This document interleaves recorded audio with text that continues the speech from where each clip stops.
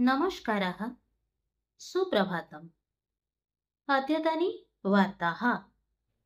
तीव्रः ग्रीष्मकालस्य तापः एषा स्थितिः 3 दिवसानि यावत् भविष्यति। ग्रीष्मकालस्य तप्ततापेन सह राज्यस्य जनाः असह्यतापे बहिः गच्छन्ति। प्रातः 8 अनन्तरं गृहात् निर्गन्तुं कठिनं भवति। ह्यः प्रातः 8:30 पर्यन्तम् उत्तापः 32 डिग्री पर्यन्तं वर्धितः आसीत्, किन्तु च नगरे 32 डिग्री सेल्सियस् इति तापमानं ज्ञातं। तथैव चान्बाली 31, भुवनेश्वरे 31, बालेश्वरे 30, झारसुगुडा सम्बलपुरे च 30 डिग्री प्राप्ताः।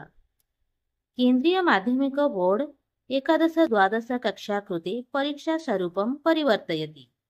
केन्द्रीय माध्यमिक शिक्षामण्डलेन 11-12 कक्षायाः परीक्षास्वरूपे परिवर्तनस्य घोषणा कृता। एतानि परिवर्तनानि आगामि शैक्षणिकवर्षात् प्रवर्तन्ते। सीबीएसई परीक्षास्वरूपस्य अनुसारं सीबीएसई दीर्घव्यापकानाम् उत्तराणां स्थाने अवधारणप्रयोगप्रश्नेषु ध्यानं दास्यति। चिकित्साप्रमादात् रोगिमृत्युः आरोपेण आन्दोलनम्।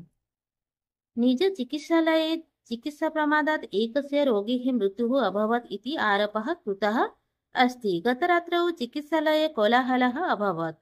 पुलिस् आगत्य व्याख्यानस्य अनन्तरं कोलाहलः शान्तः अभवत्। भुवनेश्वरस्य बर्मुण्डानगरस्य समीपे सौभाग्यनगरे निजचिकित्सालये एतादृशी घटना अभवत्। भारतं मोसाद-शैल्या पाकिस्ताने शत्रुं मारयति।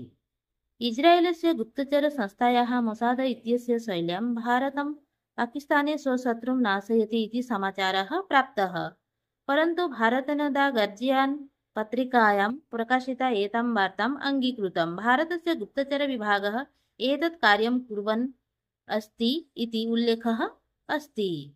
पूर्वपाकिस्तानस्य स्काउट् जनाः अपि अस्मिन् विषये बहुवारं कथयन्ति स्म। वन्दे भारत एक्स्प्रेस् यानं गां प्रहारं कृतवान्। राउरकेला राजगाङ्गपुर स्थानकात् केवलं 500 मीटर् दूरे राउरकेलातः पुरीपर्यन्तं वन्दे भारत एक्स्प्रेस् रेलयानम् एकां गाम् आहतवती। रेलयानस्य अग्रभागस्य किञ्चित् क्षतिः अभवत्। गोः तु स्थले एव मृतः इति ज्ञातम् अस्ति। राउरकेलातः पुरीनगरं प्रति अपराह्णे 10:02 रेलयानं प्रस्थितवान्। रिद्धिः राष्ट्रियस्तरे अश्वधावने स्वर्णपदकं प्राप्नोति स्म।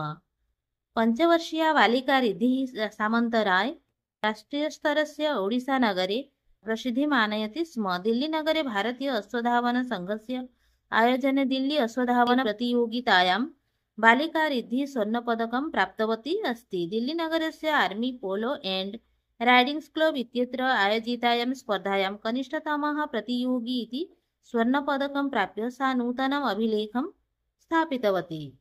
पानीयजलयोगान अभियोगस्य विषये सर्वकारेण सहायता दूरवाणीसङ्ख्या उद्घाटिता। यथा यथा राज्ये ग्रीष्मकालस्य तापमानं च वर्धते, तथा तथा अनेकेषु क्षेत्रेषु पेयजलस्य समस्या उद्भवति। एतद् दृष्ट्वा पञ्चायतीराज तथा पेयजल विभागद्वारा अभियोगविमोचनं संख्या 1916 दूरवाणीसङ्ख्या उद्घाटिता, येन जनाः पेयजलस्य समस्याः तात्कालिकं समाधानं प्राप्स्यन्ति। जनाः प्रातः 8:00 सायं 8:00 पर्यन्तम् अभियोगं करिष्यन्ति। तेषां समस्यानां समाधानमपि सत्वरं भविष्यति। सोरेनस्य समस्याः वर्धमानाः आसीत्। झारखण्डस्य पूर्वमुख्यमन्त्री हेमन्त सोरेनस्य विरुद्धं प्रवर्तननिदेशालयेन न्यायालये आरोपपत्रं समर्पणम् अस्ति। प्रवर्तननिदेशालयस्य आरोपपत्रानुसारं हेमन्त सोरेन 600 कोटिरूप्यकाणां भूमिहरणदुरुपयोगे च सम्बन्धः अस्ति। सोरेन इत्यनेन सह राजस्वपदाधिकारी भानुप्रतापप्रसाद अन्ये च 2 सर्वकारीयौ अधिकारिणौ अपि ईडी द्वारा आरोपी नामाङ्किताः सन्ति। इति वार्ताः। धन्यवादः। जयतु भारतं, जयतु संस्कृतम्।